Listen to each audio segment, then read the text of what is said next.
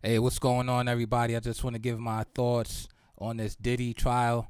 The verdict has just come out, and he's only been found guilty on 2 counts. Um, in the serious charges, namely the RICO, has been dismissed. So I just want to talk about, uh, some things and just give my brief thoughts on the whole case. Now, of course, as usual in America, since we love race, right? Both sides, right? Race is just like so embedded in America. Everything has to kind of center around that. And as predicted, the opinions are uh, not surprisingly divided along racial lines. A lot of people think black people tend to side with Diddy, and of course a lot of white people say, oh, he's throw away the key, he's guilty, this and that, without any nuance. And you can find this out by just observing a lot of the chats in the on these various channels. Like, for instance, if you go to JLR Investigates, shout out to JLR, who's done phenomenal work. Although he was wrong, right? This anti-Diddy the whole time, very, very biased, but I do give him respect for covering the trial and every day for just hours and hours, uh, you know, commenting on the trial. That's what this channel does. But in this particular case, I mean, uh, he was way off the whole time. It was like, oh, Diddy's going to jail. There's no way he can be innocent of any charges. The RICO is easy to prove, and along with most of his uh, people, most of the people in his chat room, because as humans we tend to go to and follow who we tend to like, or who we tend to share opinions with. Some of us aren't like that. I like to hear both sides, so I'll go to another channel, say like Podcast with Soul. Shout out to Sean G, who has another great YouTube channel, Podcast with Soul. Some of you might know him affectionately as Unk, who has been standing outside the courtroom for days, and he is what you would say pro Diddy, for to use a simplified term, right? He's saying, hey, this RICO was trash from the beginning. These charges are bogus, etc., etc. Okay, so you can go into his chat and you'll see people that supporting of Diddy, right? So I knew by looking at these various channels. Another one is DJ Academics, who has been following the channel also, also every day, following the case also every day. So hold on one second. Let me just turn the volume up on this news right here. Of it once this bus moves See and what gets they through the talking about. intersection, but this street has been closed off completely by the NYPD, which is raising a lot of questions. There's a huge crowd out in front of the courthouse right now. There's a lot of media, and the big question now is bail for Diddy. That is the big right. Okay, yeah, they're waiting to see if Diddy is going to be released on bond today. I think he will be released, as he should be. Diddy has no criminal record. He has no reason or motivation to flee, especially after beating a RICO. He's already completed the hardest part of the task that is at hand. So it's not like he's like, you know what? I beat this RICO. I'm gonna get bond. Now I'm gonna flee somewhere. That would be crazy, right? He's let his attorneys do all the work, and he's gonna listen to and abide by their counsel. So, but anyway, here's my thoughts. So going back to what I was saying, so you have these various YouTube channels and Twitch channels, etc., Rumble, speaking on the case. So you can kind of get a general consensus by just looking at the chats and seeing how people are leaning. And what I saw was that it's very racially divided. And if the chat is somehow representative of the jury, right? You just take like a mixed. Some people from the pro Diddy side, some people from the pro prosecution side, if you will. You're gonna get a mixed verdict. You're gonna get a hung jury. I always thought since this case started that the RICO was trash because I felt like it was an overreach. I felt, to be honest with you, I felt this case should have never been in a federal courtroom. This is a state. This was a state case, something that should have been dealt with at the state level. We're talking about minor drug possession, misdemeanor drug possession, if you will. We're talking about domestic violence, right? We're talking about a man's sexual preferences and desires and proclivities, right? We're talking about drug addicts, right? This is really what the whole case was about. All of this nonsense about what happened to, and I have to be careful because of the YouTube guidelines, but what happened to the underage, all this stuff, right? Remember the rumors beforehand? Where was all of that during the trial? Where was all that? He supposedly shot this person, all this stuff, and where was all of that during the trial? None of that came up. It was a big dud. All of that stuff. That made me think, why did they raid this man's house in the first place? They sent, you remember all the equipment they sent to this man's house? They sent like a SWAT team. They sent like a small militia to his house to raid his homes and confiscate what? Baby oil, small amounts of drugs, personal sex tapes on computers, stuff like that. That's what this is about. And then try to trump up a RICO, right? We all know that the RICO was designed for legitimate criminal organizations like cartels, mafia families, things like that, whereby the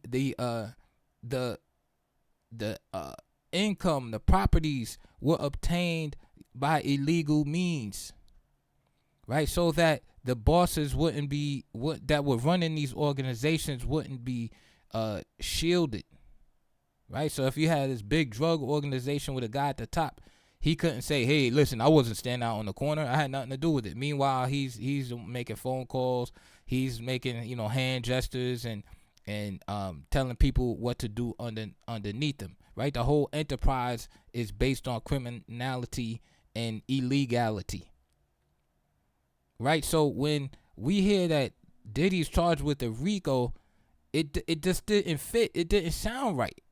The only way you could think that this RICO was legit is if you just hated Diddy and you were blinded by the violence. See, they kept showing you that video of him being violent toward Cassie in that hotel room.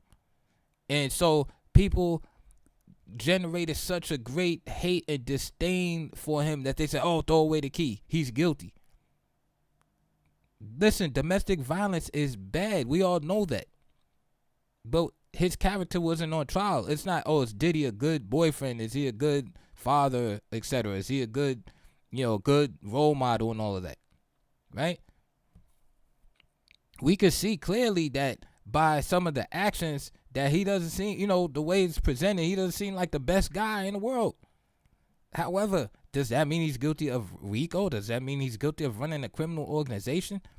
And then if you were to say he's guilty of RICO, would you put his organization, if you will, on the same level as you would put like a cartel or one of these mob families, right, that existed, in the 80s, in the 70s, for what the RICO was designed for?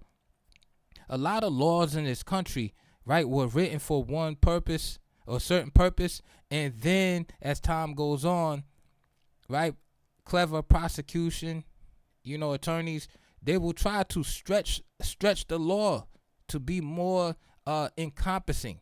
And that's what I found was dangerous about this case, because they were literally trying to use this RICO to take a man's legitimately obtained wealth and assets for domestic violence charges, minor drug usage. Right? The guy was an addict, but so were the girls. They try to accuse him of sex trafficking when it was obvious that the women were willing and down, right, with everything. They knew what was going on. Right? It was clearly, the relationships with the women were clearly symbiotic. Right? Puffy had something they want, which was the money, the lifestyle. Okay? Right? What person doesn't want to be able to have vacation every day? Have vacation at a whim, spontaneous.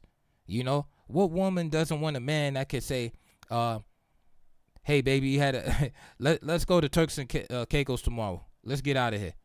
Not waiting on the line at the airport. Not flying in, in coach, but flying on a private jet. Not flying on Spirit Airlines. Right? What woman doesn't want that? At a whim, Puffy could snap his fingers. They're all on a yacht somewhere. They're flying private jet. They're drinking the most expensive champagne. Money's not an object. They're living in lavish, luxurious mansions, surroundings, expensive jewelry being purchased for them. Driving in the best cars. Eating the best food in the world. Right? All Puffy has to do is wish, and it manifests. This is the lifestyle that these women were around. So they had something Puffy had something that they obviously wanted. However, Puffy wanted something from them too. And that's the thing. They had a symbiotic relationship. See, here's how the 304 hustle goes, right? Or the whole hustle. And I'm gonna get into this too as I talk about victims. See, that's like a code word, right? It's victim. See, if you call somebody a victim, it automatically endears sympathy. Right? Oh, it's a victim. This just like when they say mother, daughter, right? You use those terms, right? See, a mother is a woman, a daughter is a woman, right? Female is a woman, but they're gonna engender sympathy. So if you say a mother of 3 was hit by a car, you're gonna feel sorry, right? If you say a daughter was hit, a young daughter was hit by a car, you're gonna feel sorry. But if you say a prostitute was hit by a car, running across the street or something like that, you might feel you're gonna feel less sympathetic, right? People gonna be like, oh, that's what she get for being out there and all this stuff. That's what she get for walking the streets and all of that, right? So what they do, they throw these terms out there to control your emotions. This is all like psyop stuff, right? To control your emotions. So victim. These victims, they constantly say that, right? To enjoy sympathy and not to distract you from the facts, to distract you from really what's going on. The question that you didn't have to ask is, are they really victims? Right? As far as I know, a victim is somebody that's innocent, somebody that didn't want to have anything to do with what was about to take place. Right? You have a young woman's having a nice jog in Central Park, and then somebody jumps out the bushes and grabs them, and that's a victim. Guy just walking down the street and somebody pickpockets takes his wallet. That's a victim. Okay. However, if there's a drug dealer, and then there's a crackhead, and he's in the crack house, right? And he's in it, and the drug dealer's in the crack house, and the fiend comes in, And the fiend is in there purchasing drugs or whatever, and then all of a sudden, while he's in there, the the narcs come in and break down the door and arrest all of them. Can the fiend turn around and say, "Oh, I'm just a victim. I didn't want to be here"? Like, I'm no. He knew what it was. The dealer and the fiend are getting arrested, right? But of course, the addict, they're gonna say, "Oh, I'm addicted to drugs. I don't want, I didn't want to, I got a family," right? That's where the victim stuff come in. It's like, bro, you're not a victim, man. Like, you complicit too. So that's the whole thing. It's like they try to paint these women out to be some kind of victims. In these type of situations, these symbiotic relationships, this at best it's just toxic relationships. But let me go back to what I was saying before about the 304 method or the whole method. This is basically the what they try to do. And you can see this practiced over and over again. First thing is they try to find themselves, a rich guy, of course, right? Boom. So they get the rich guy. So you see it with these dumb NBA players and stuff, like, as Brittany Renner is, clearly, pointed out, and Zion Williamson. You see these things going on, right? So first they find, and hopefully it doesn't happen to Travis Hunter too. So first they find a rich guy. Boom. They try to get the ring. They try to get him to marry him because that's right. That's instant wealth. That's like hitting a lottery, because if they get divorced, a year later, she's still going to come out, very, very wealthy. She's gonna come out good, right? That's a come up. She probably be set for life, right? Home, everything, cars, vehicles, all of that. Okay, so the guy doesn't marry her. They're in a relationship. The guy doesn't marry her, right? He's just doing this thing or whatever. He doesn't marry her. Second thing is try to get the baby, right? So that's really the big goal, right? Marry, get the baby. So now you guarantee. Now you locked in. Now you locked in. You married him and got the baby. Anything go on, you decide as a woman, hey, I'm not happy. He's not, what kind of words they like to use. He's not present enough. I don't feel, these new age words, right? I don't feel seen, right? Then she decided to end the marriage. She gonna get all kind of money. Kind of like the Iman Shumpert situation. Girl getting all type of funds, right? Didn't practice one jump shot, right? So, but that's the goal, right? You get the marriage and the babies, right? So if that don't work out, you just get the marriage. Okay, if that don't work out, maybe you could get the babies. A lot of people, want to have babies out of wedlock, so that's another way to secure the bag, as they say. Right, because you hear about these ridiculous settlements, $10,000 a month for the baby, child support $20,000 a month, all this stuff like that. I don't know why these dudes allow themselves to get caught up in these situations, but it's crazy. Right, so that's the 304 method, right? Is those are the first steps. So now, what if the marriage and the baby don't work out? Right, you trying to get the marriage, trying to get the baby. The final boss, right? The final desperation is to file a lawsuit. Now you say, now you turn what was consensual at some point into non-consensual. You say, hey, he R-worded me, right? He did that to me. Right, now it's just your word against his.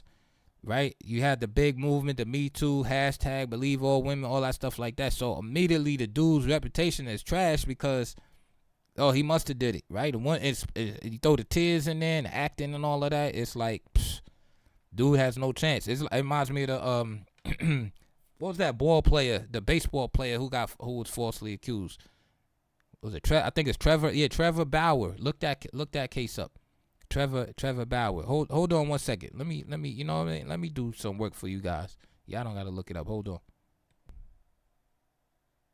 All right, so here's the Trevor Bauer situation. This is an article from what's this article from? 2024, right? April 16th. So it says women who accuse Trevor Bauer of sexual assault indicted for fraud in Arizona. Okay. So a woman who accused former Major League pitcher Trevor Bauer of sexual assault has been indicted by a grand jury in Arizona on felony charges of fraudulent schemes and theft by extortion. Right? Darcy Adana Simono knowingly did obtain a benefit from Trevor Anthony Bauer by means of fraudulent pretenses, representation, promises, or material omissions. So I'm not gonna get all into the case. Like, you could look it up, but look up Trevor Bauer, false accusations, derailed the guy's major league career. I'll just read this part real quick. So it says Esimonu filed a lawsuit against Bauer in 2022, later updated in 2023, alleging he sexually assaulted her in 2020, which led to an unplanned pregnancy. Of course, Bauer's attorney said that the single sexual encounter was consensual.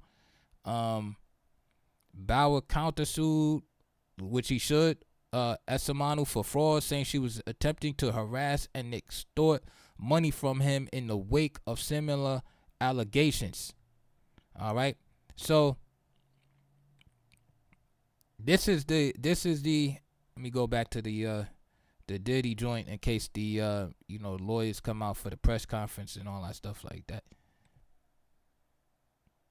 So I'm sure I can find many more examples, but that is one example of the final phase of the 304 or a whole method to try to get paid. Is so when the marriage baby plan doesn't quite work out, right? Then they go for the assault, the sexual assault plan, because what is that gonna do? If the guy's a public figure, it puts him or her under a lot of pressure to settle, because they don't want, maybe they had an outside affair on their wife, or maybe they have a lot of brand endorsements and they don't want to lose those endorsements. See, because it's just the taint of the accusation that might be enough, right? Like if you work for Disney, like say like Shannon Sharp, via ESPN, it's kind of like, okay, they gotta set you down. They gotta, even the accusations might be totally dubious and false, they have to set you down because of the taint of it. It's just a bad look, right? They can't have viewers tuning in to look, and they thinking about, man, this dude, that's 19-year-old on, that he's messing with. Right, so they gotta sit you down. Right, it's just the taint of it, and like I said, that's like the method. So you see that with these basketball players, right? That most of them know they get caught up with the baby because they can't resist.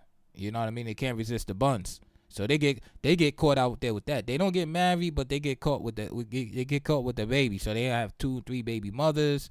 And yeah, while you're in the NBA, it's nothing, right? Yeah, you paid a little $10,000 a month, $20,000 a month. It's nothing. But what happens in the future? 40, 50, NBA career is over. Money starts dwindling. Then what? See, they're not thinking long term. They're thinking about right now. Right? So that's the method. But back with these women, Jane Doe and Cassie and Mia, and all of them in the trial, right? What's the method?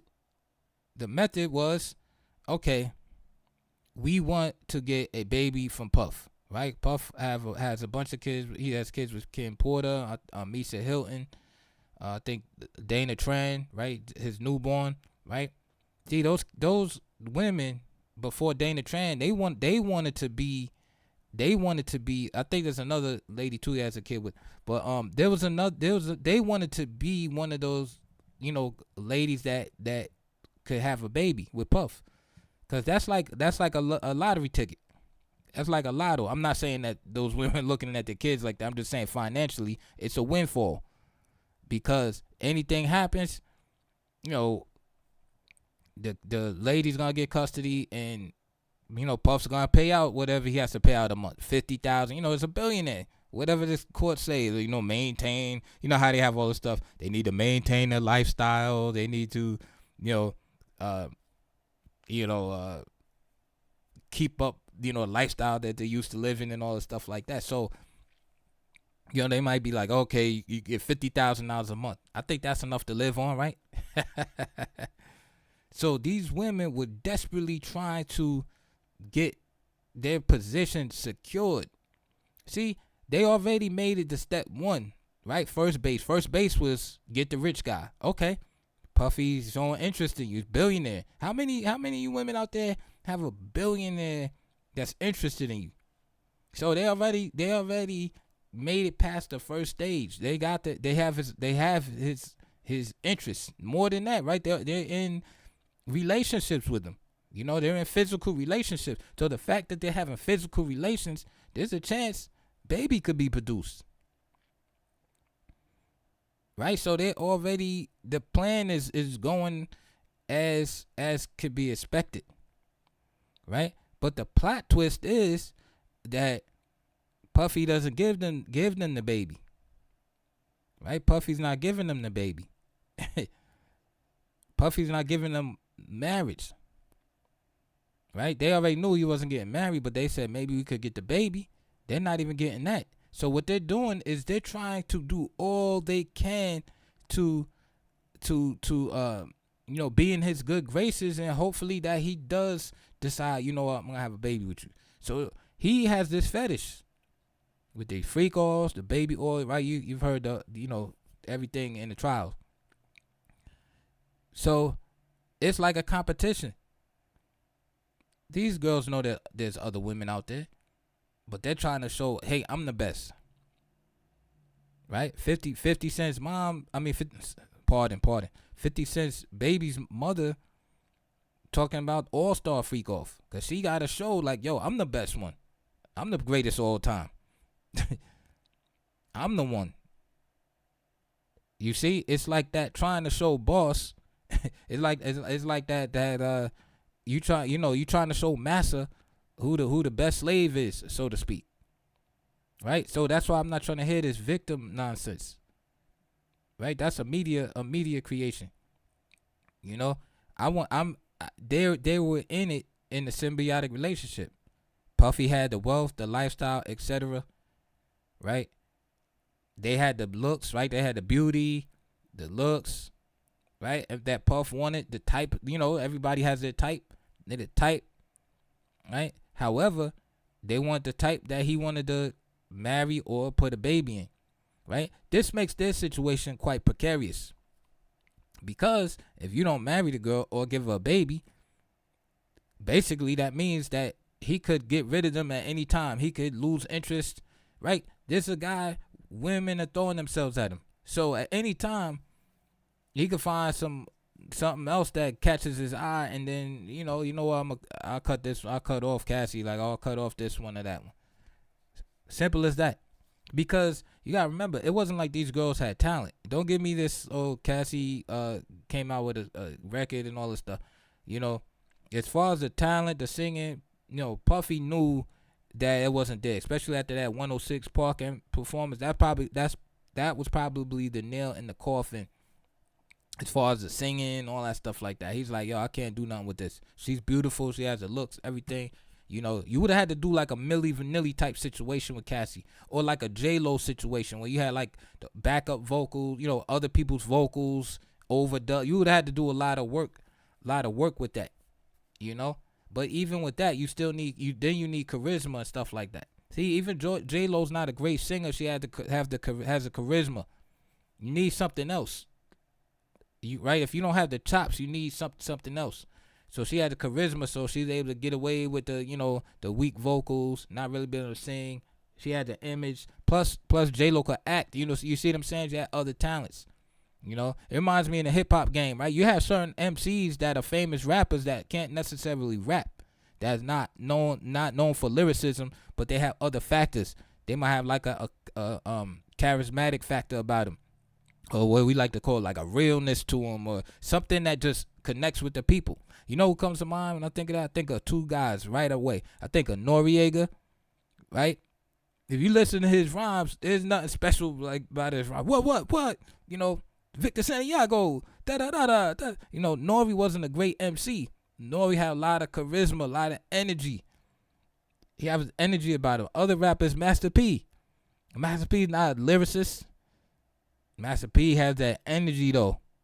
You know what I mean? Listen to that old, you know, shout out to Down South, man. You know, from a New York guy. Shout out to Down South, man. Y'all had some stuff going on back then. Coming out of the NO, man. It's the charisma. You know, you hear that Bout It remix, man. Ice Cream Man. You know, all that stuff like that. He just had that realness, that authenticity, that energy. So you gotta have something else. But back to the 304 method.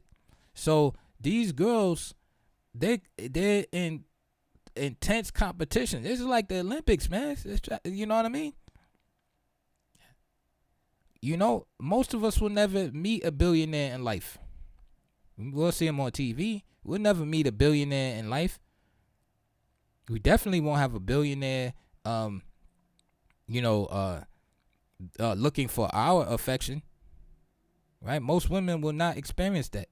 So you got to understand that it's like a very, very high level of competition. Because you might be like, oh, Cassie's beautiful. Like, who would ever want to cheat on her, not be with her, this and that. You got to understand, man, these guys, they see that every day.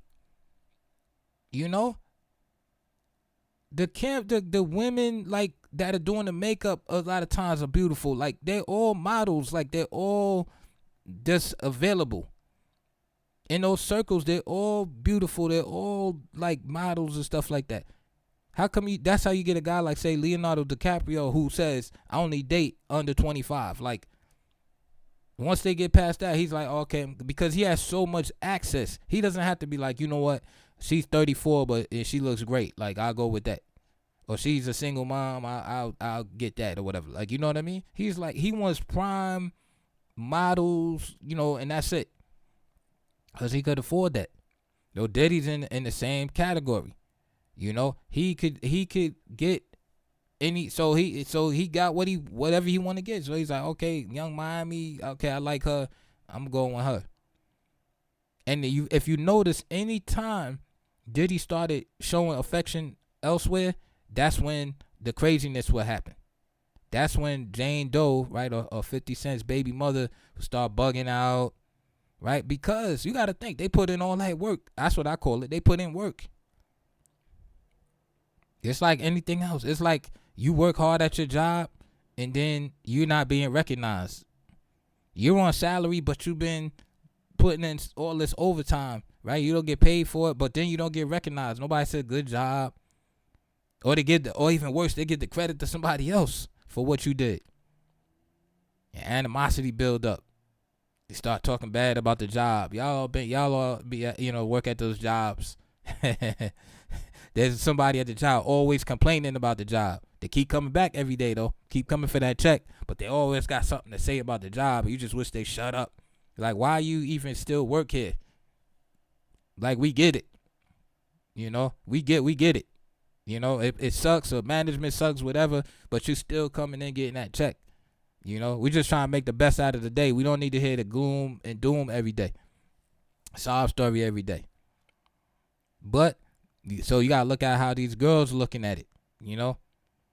And it came out in a testimony, right? Certain aspects.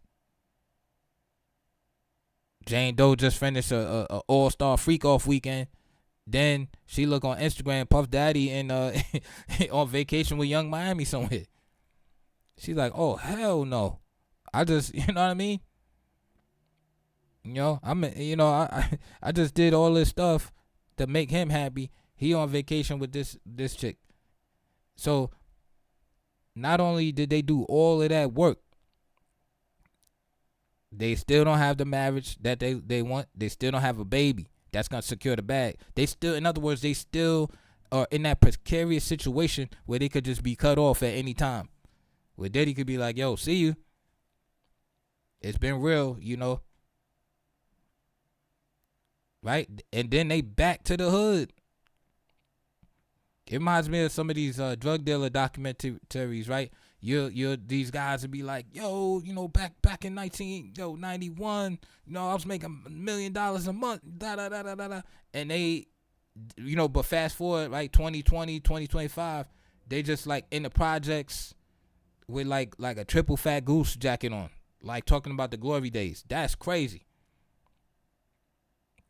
Yo, we used to make 50,000 a week back. Yo, we were doing, you know how dudes talk, especially from New York, man. Oh my God. Yo, we used to, it's always super exaggerated too. It's always better than it really was when they tell a story. Like, we used to have keys and satellites, you know what I mean? Used to beam it to the block, and then, my man used to cut it up in the back. It's like, we used to have submarines, you know what I mean? That's how, they ain't, like, how did dudes are snitching. We didn't snitch back in the day. You could go in any case law and see dudes been snitching back since the 50s, 60s. Dudes always been snitching. So stop with this, we weren't snitching back in the days and all of this stuff. We did it like this back in the day and all that stuff like that. Stop.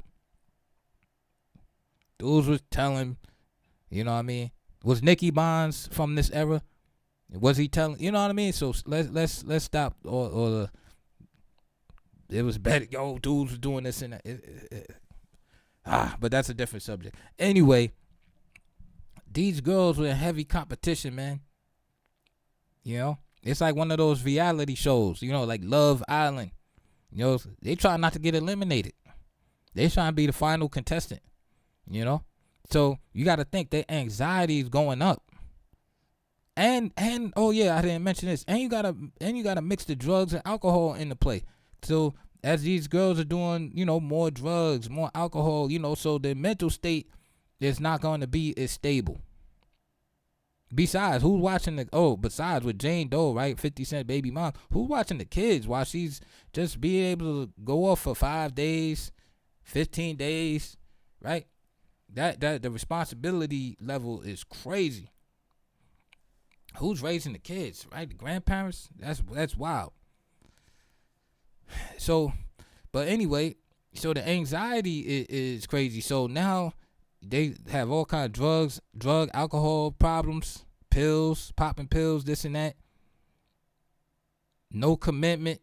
In other words, they put in all the work and had nothing to show for it. It's just like I said, you can easily use other examples, right? It's like that drug dealer, right? He hustled this and that.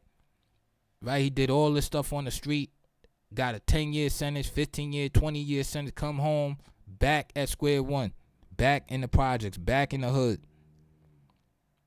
living with mom, trying to get on the feet again, on probation, on parole, right? Had to get that part-time job, at the fast food spot or the gas station, just trying to, stay home. That's how these girls were looking. We put in all this work. Now we don't have nothing, right? Now they 30. See, they 30, 31. Now Puffy looking for something new. He looking for 25 now. Now he looking for Young Miami, right? Interest is being lost. He not as interested before. He telling these chicks like, if y'all want to do the freak off, like, it's all good. Like maybe we go separate ways. That's how he hitting them like that. Right? Bible says hell has no fury like a woman scorned. And that's the part that Puff wasn't fully ready for. You see, everything has cause and effect. There's cause and effect to everything. Action, reaction. Hell has no fury like a woman scorned. So you think you're going to do all of this with these women? And then, okay, you're going to cut them off. It ain't gonna happen like that. They're gonna go into phase 3 of the 304 method, of the whole method. They're gonna go to phase 3. Phase 3 gonna be, we filing lawsuit. So what happens, right? Cassie out of the picture, right? She with the trainer, right? She wound up being with the trainer. They broke. They living with mom. This and that. Does it take a rocket science to figure out what happened? You think that she was feeling that new lifestyle? She used to, Cassie used to traveling across the world, right? On a notice, on a thought, on a desire. Oh, I would always like to see the Eiffel Tower. Oh, baby, you want to go tomorrow? Let's go. To now, she living in with mom and a trainer somewhere in in a modest apartment. Driving everything regular now. Once you've been to that height, it's hard to come down, and now you regular. That's the thing. You know seen stuff that people are never gonna see. Now you regular. Now you back. Now you know what I'm saying? You back to square one. That's difficult.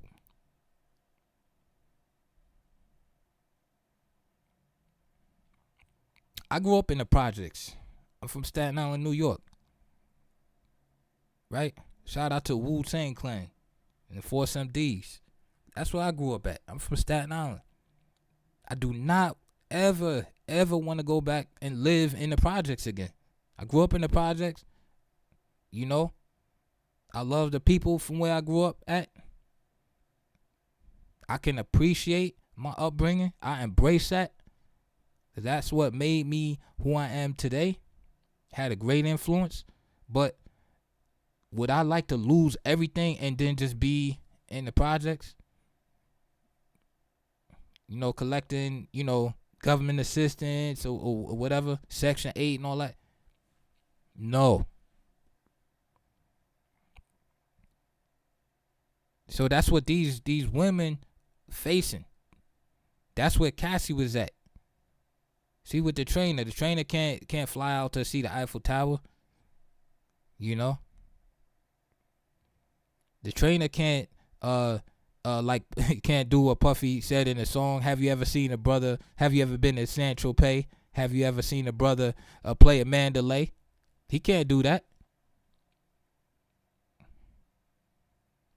Let me ask you guys out there, do you think that perhaps he encouraged, let's use the word encourage with quotes, he encouraged her to seek the civil lawsuit against Puffy? Because everything was quiet as kept. I would think so. Say, hey, let's go, lawyer, let's see about it. And I think what was supposed to happen was she gets the settlement. Because Puffy's image was everything. Right? You remember he had the keys to the city, right? I remember that? Eric Adams gave him the keys to the city and all of that. Public figure. Puffy's been around a long time, right? He was like a Snoop Dogg kind of figure, but for the East Coast.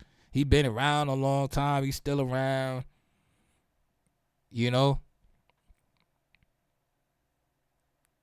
Somewhat like a meme, in certain instances. Right? Looked at as a little crazy, right? Why are you chasing these young girls? But it's you know what I mean? He was looked at like that. But the lawsuit drops. He takes care of it immediately, right? Because that was a chess move right there.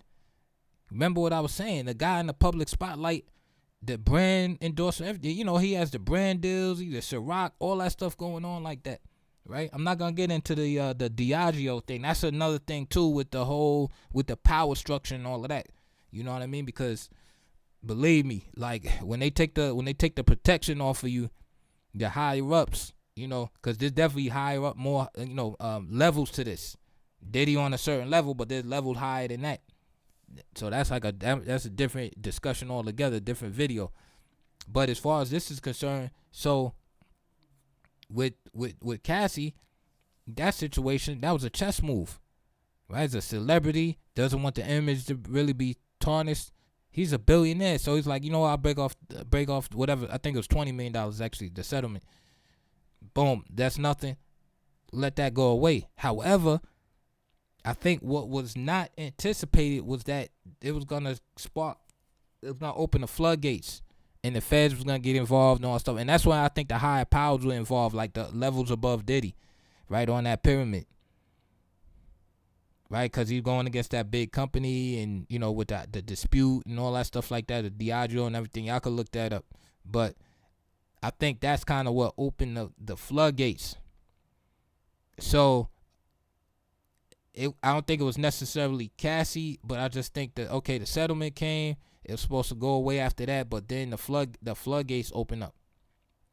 Now 50 Cent's baby mother, right, who engaged in the freak offs, she see that, and then she like, holy snap, I'm doing the same thing that I've been doing the same thing that Cassie been doing.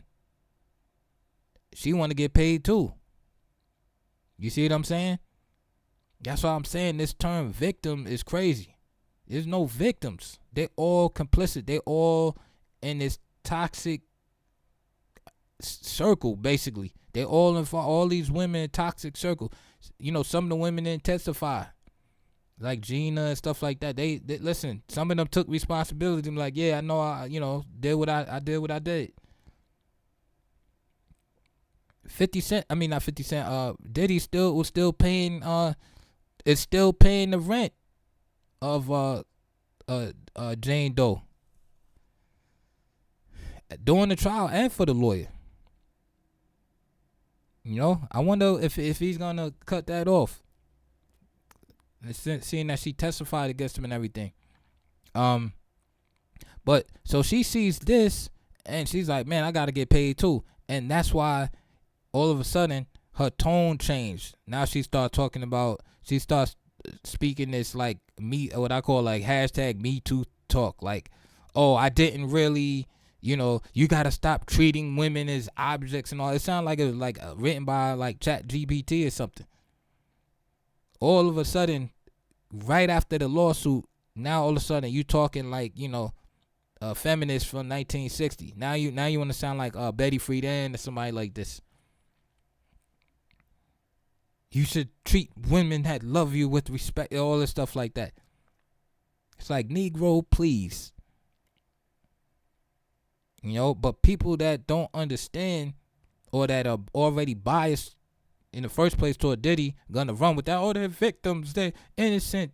These innocent angels. They knew what they were getting into, man.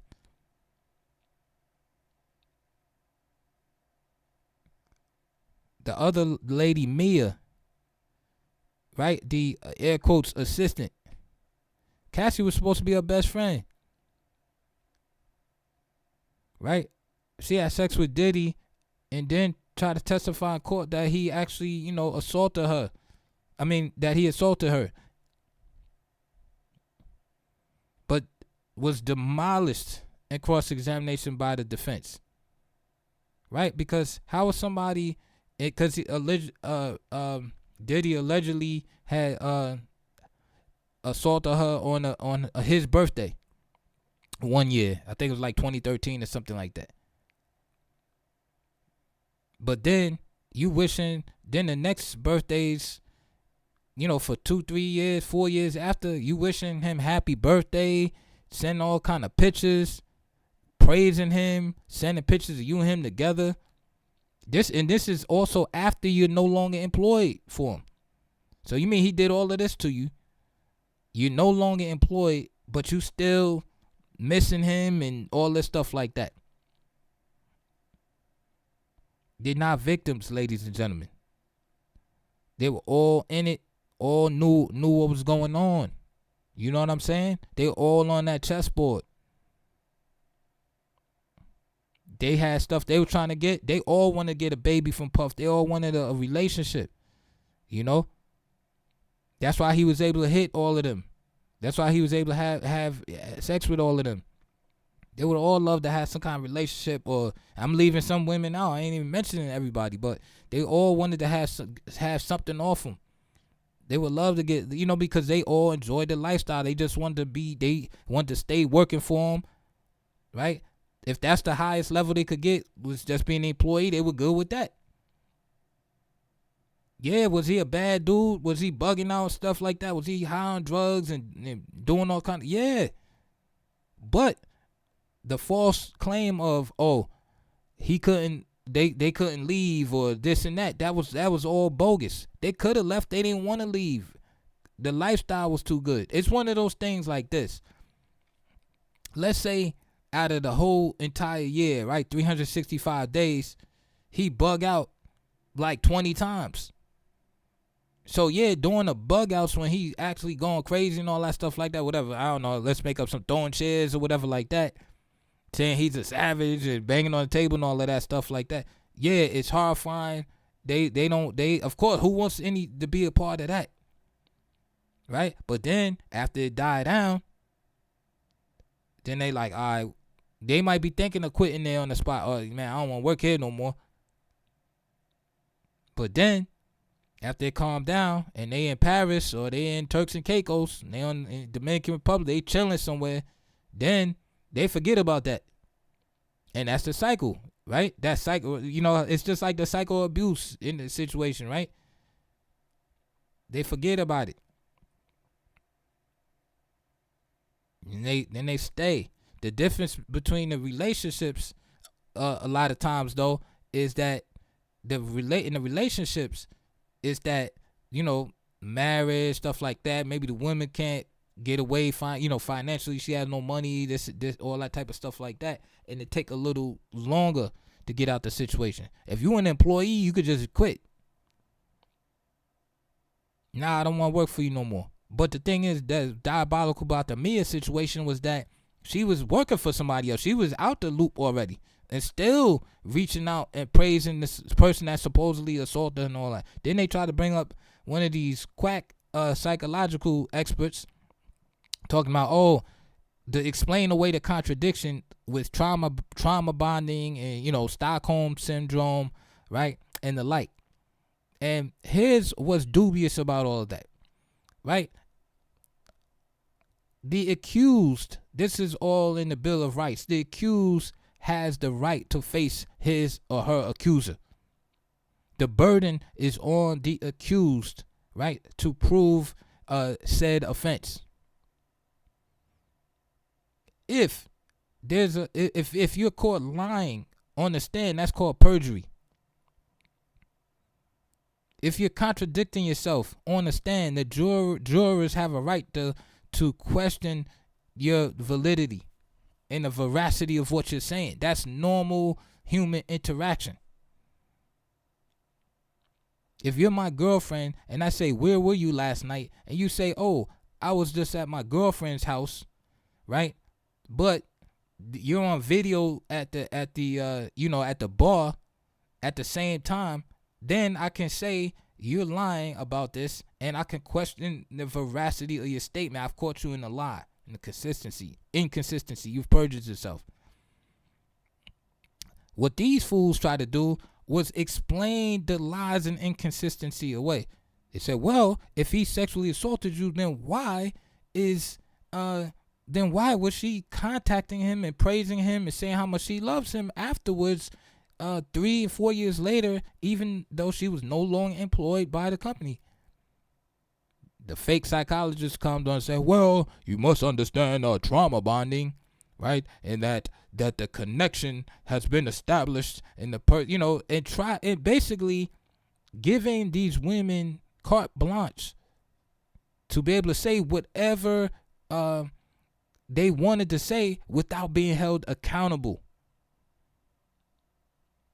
That was never brought up. I wish it was, but it needs to be said. 304, whole fatigue is real in 2025.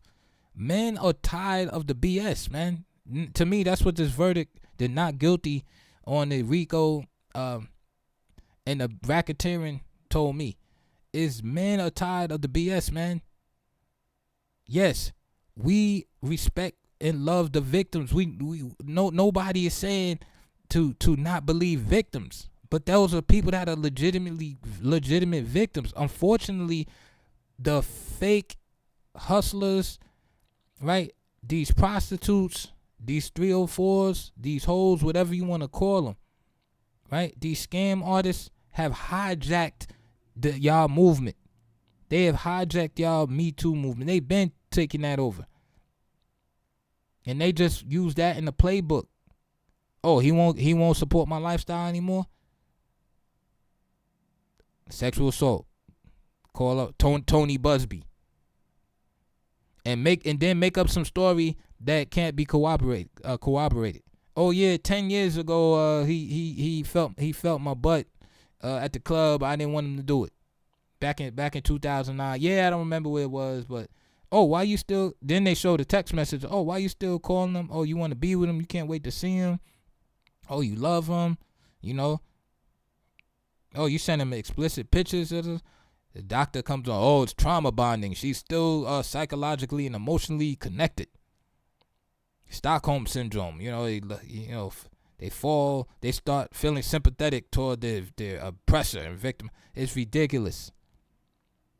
Because that way the truth can never come out then. Because basically this allowed them to be able to lie on the stand, saying anything they wanted to say, and then when the contradiction is brought up, then it's like, hey, trauma bonding is the reason why they still express all this great love and support, throughout the years. How convenient. But what this verdict showed me is that the jury wasn't buying it. The jury wasn't having it. Right? So that's the stages of that's the 304 plan. The whole plan. Try to get married, try to have the baby. That doesn't work, try to have a baby. That doesn't work, use the assault, the accusation to try to get a quick settlement. If that don't work, then go through with the full trial, get on the stand, start crying, weeping, all this stuff, claim how you victimized, you didn't want to do this, and hopefully you find some sympathetic simps out there that want to be the knight in shining armor and fall for it. But what I'm telling you is that in July 2025, I can see the tides have turned. Dudes ain't going for it no more. It's played out. It's played out. Being complicit, you listen, you made your bed. Now you gotta lie in that bed, man. You went for it. And I give you credit for that. You went for it. You got your billionaire. You tried to make it work. He didn't want you. You didn't want to keep doing whatever. He didn't want you. He wanted you for a specific thing, just like you want him for a specific thing. It didn't work out. Y'all got to move on, but y'all don't want to move on. You want to try to take something from the guy that you didn't earn. You didn't produce one album. You didn't produce You Can Hate Me Now. You didn't do that. Won't Stop, Can't Stop. You ain't produce that. You weren't in the studio. So why are you trying to take some of that money? You ain't have nothing to do with the Ciroc deal. So now from that, move on to this bogus RICO. Why the RICO was bogus. And again, you look at these channels, people are shocked. People are crying right now.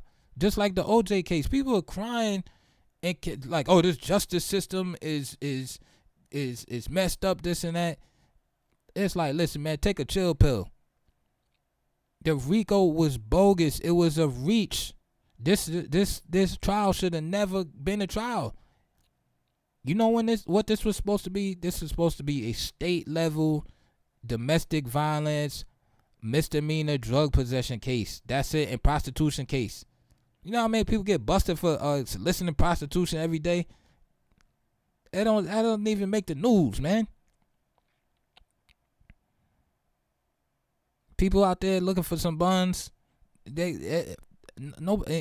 on it's not even newsworthy. They try to make this big thing using the Mann Act, and the Mann Act. I forgot how old the Mann Act is. I think that Mann Act is from like 1896. It's super old. I don't even feel like looking at it. I was gonna look it up real quick. Mann Act is super old. They used the Mann Act against Jack Johnson, first black heavyweight champion. And I'll say first black that was allowed to be heavyweight champion, because there would have been a black heavyweight champion, but they were, you know how it was back in those days. You weren't letting them have shots at the heavyweight title. So there were other Jack Johnsons out there. They just didn't get a chance. You know, don't get me on my boxing history. Psh, that's crazy. But anyway, they used the Mann Act against Jack Johnson. You know, because Jack Johnson was flamboyant type. You know, Jack Johnson was kind of like Ali, like a prototype of Ali, because he wasn't the humble. He wasn't the type of black dude that was embraced, because he wasn't humble. He wasn't being quiet. See, they love those type of Negroes. Like, they quiet. They don't want you with your chin up in the air, speaking. Being a man. Like, doing what you want to do. Being flamboyant. He wanted to be flamboyant. And at that time, he liked his white women. So if he would take white women for, one state to the next. Say he was in New York, but he had a boxing match, in Philadelphia, he take the girl with him. So they hit Jack Johnson with the Mann Act, saying he was transporting, these women across state lines for purposes of debauchery, stuff like that. So that's the same the charge they try to hit Diddy with. They did hit him with. Yeah, I just looked it up. The Mann Act is 115 years old. It was enacted on June 25, 1910, and it was originally known as the White Slave Traffic Act. Okay, and it was intended to combat forced prostitution and other immoral purposes. Notice how broad that term is. Other immoral purposes, like a black man being with a white woman at the time, considered immoral. So this is the same act that they try to get Diddy on. So, for getting prostitutes and stuff like that. So, the RICO was bogus. It was never, like I said, it was at the beginning. It never should have reached a federal level. It should have been state court, domestic violence, misdemeanor drug possession, prostitution charge. Everybody laughs. Okay, yeah, he using baby oil, and case closed. You try to put life imprisonment over this man's head for these activities? It's a ridiculous misuse of justice. Ridiculous misuse of taxpayer funds. It's crazy. It's absolutely insane. It's ridiculous. That's why I say justice was served today. It's not about Diddy being a good guy, bad guy. It's about these bogus charges. It's about using the RICO statute to take legitimately earned properties and assets from someone.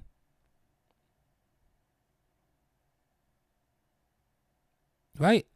The RICO is supposed to take things, that are improperly, illegally obtained. That's the spirit of it, right? That's the intention of it, because the law, with any law, there's the letter of the law. Right? When you study your legal terminology and definitions, etc., and look up case law, there's always the letter of the law, the exact letter of the law, and then there's like a spirit of the law, right? Or a practical application of the law. I'll give you an example. For instance, if you use the term distribution, right? Distribution could be me giving you a joint. Because if you read the letter of the law, I'm distributing rights and one object to you. One thing is being handed to another person. That's distribution. So you can be like, yes, he's distributing narcotics, right? He's distributing an illegal drug. But when it comes to practical meanings, we're not talking about when you say such and such cartel member or drug dealers arrested for distribution, you're expecting to hear 30 kilos behind that, or two kilos, 100 kilos. You expected to hear a heavy number behind that, because we know that distribution is not. Oh, he gave a girl a Xanax pill, and now it's distribution. That's the type of stuff they were trying to get Diddy on, man. Like this minor drug possession. Like, oh, he distributed. That's why the jury shut that down. They tried to get him with this racketeering and all this stuff. It was ridiculous. A ridiculous misuse of taxpayer money to even have this case. I look at my paycheck, man. I see the federal taxes, and then I see stuff like this, man. It gets me mad. Like, why are you wasting money going after this man over these freak offs? Is he a danger to the streets? You know what I mean? Is he flooding the streets with baby oil? You know what I mean? What I want y'all to do is stop this gang violence, man. Get these illegal switches and all this stuff like that's killing the youth, man. Chicago and Philadelphia, Baltimore, all these hoods, man, and New Orleans. Concentrate on that, man. The stuff that's important, man. Not Johnson & Johnson baby oil. Y'all in the man sexual business and bring these sex workers, these washed up sex workers on the stand, man. Ain't nobody trying to hear all of that. Then you want to try to send this guy to 20 years. And then here's the most diabolical portion of it. You know why they wanted to get the RICO on him so bad? It's because with the RICO, then the government has the right to take your assets as part of the enterprise, right? Air quotes. So here's a man, right? And I'm not talking about whether you like Diddy or not and bad guy, this and that. Here's a man that worked his whole life to build up, right, his wealth legitimately. Right? Used in the music business. Everybody knows this. And then with the with the liquor and all of that stuff. He had the Sean John, the fashion line. But it all started with the music. Bad Boy Records. Listen, whether his practices were unethical, right? We always hear about the artists. Well, what happened to all of these artists, right? Biggie and Craig Mack and all the artists never made it and all the stuff like that. That's neither here nor there, because if you're gonna get on him about that, you got to get on the whole record industry, the parasitic nature of the whole record industry and these contracts and all that stuff. And that's across the board. It's not just hip hop, it's rock and roll, it's any type of music. You'll hear the same stories about these artists making #1 hit records or stuff and then going broke. So it ain't even about that. He made his money legitimately. Everything was legit. All, you know what I mean? So you trying to tell me that if I make $1 billion legitimately, here's a Cohen family coming out right now. So you trying to tell me if I make $1 billion legitimately, but then somewhere down the line, you know what I mean, I become a drug addict. I'm buying small portions of drugs here and there, using drugs, whatever. Girlfriend using drugs, this and that. Having sex in different cities, flying people out. Like, how you gonna get the people that you want where you want them to be if you don't fly them out or send them tickets? What are you gonna say? Hey man, get here on your own money.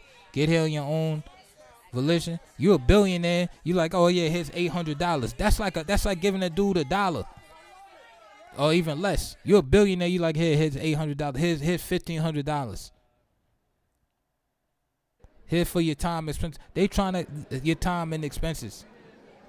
Here's $2,000, and this is sporadically over time, over the years. And you trying to tell me that that's indicative of a Let me turn the volume back up. You trying to tell me that's indicative of a criminal organization? That's ridiculous. That's ridiculous. In the prosecution, the state should be embarrassed for bringing that up. Trying to take this man, extract this man's legitimately earned wealth. It ain't like Diddy had some kind of drug dealing empire, and they just had a shady record label, that's not selling any records, not making any music, but somehow he has $1 billion. All this stuff is public record. All the records that were sold, all the hit songs that were made. But you're going to try to extract this man's wealth with the RICO. That's government overreach, my friends. And those that supported that and thought he was guilty of the RICO need to rethink. Put your emotions aside. Put the fact that you hate Diddy aside or he's domestic abuser aside. Would you like the government to be able to step in and take your legitimately earned wealth based on you flying prostitutes in? Right? Say you and your girl on vacation. I don't know. You fly prostitute. You know, most of us don't have enough money to do that anyway. But you fly some prostitute in, or you solicit a prostitute from the local area. And then on top of that, you say, you know what, y'all smoking some weed together or something like that. Right? There's the drugs. Now you're distributing. According to the Fed's argument, now you're distributing. Prosecution. Right? Now if the girl switch up on you and say, I didn't want to do it. Right? Of course it can't be proven, but she just say that. Now, oh, you trafficked her because you flew from one state to the next. Or you flew her in, right? That's like one of these slang terms they use now, right? They be like, oh, the girl got flued out or she flew out, right? Now it's traffic. You see? Don't let your emotions lead you to support something that is inherently wrong, and that could be a slippery slope. If you let the state, you let the government just start confiscating property and assets of minor charges, that could become a precedent. That's why this case was very important.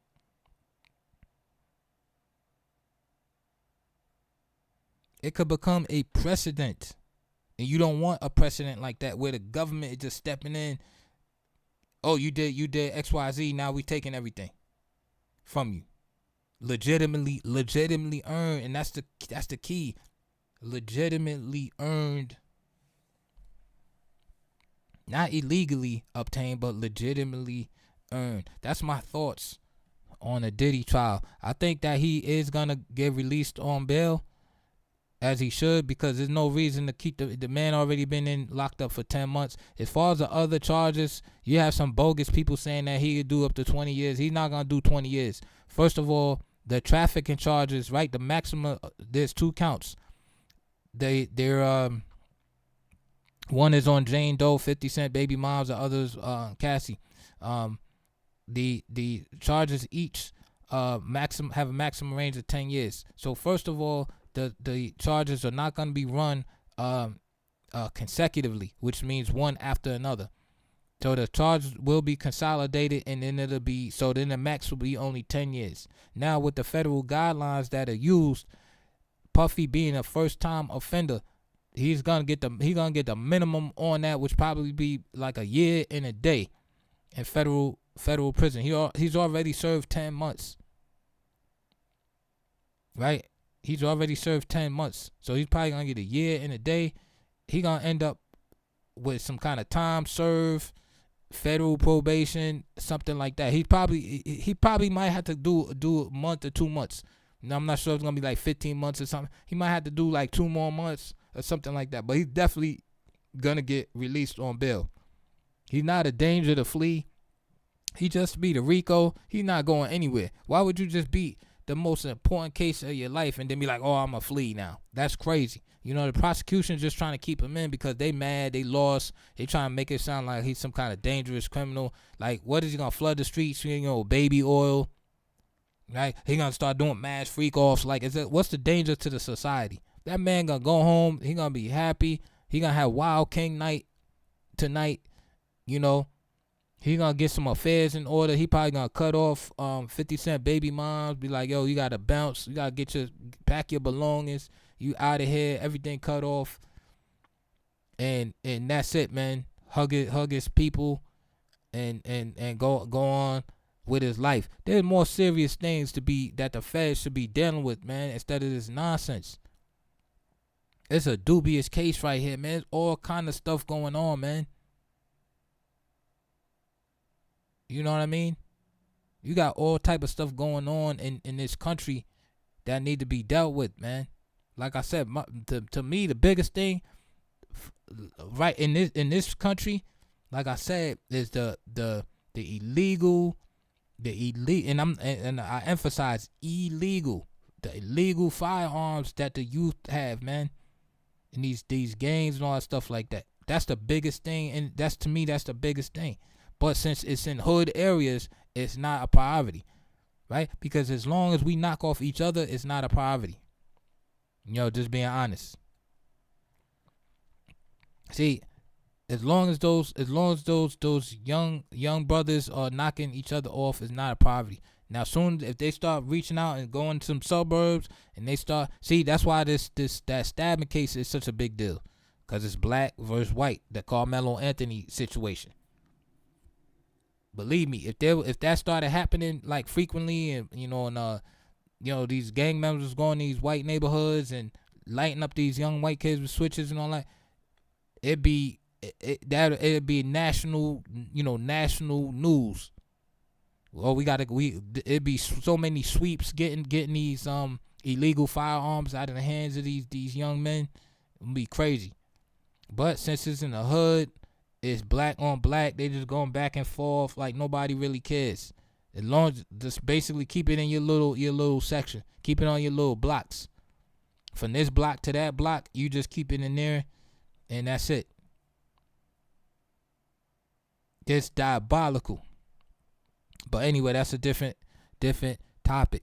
So I'm gonna leave my thoughts right here. Hope they age well, but like I said, I do believe that my assessment is fair, balanced, and nuanced. So let me know what you guys think. I know it's been a while since I made a video, but I had to make a video about this because, like, I wasn't seeing the perspective that I had completely.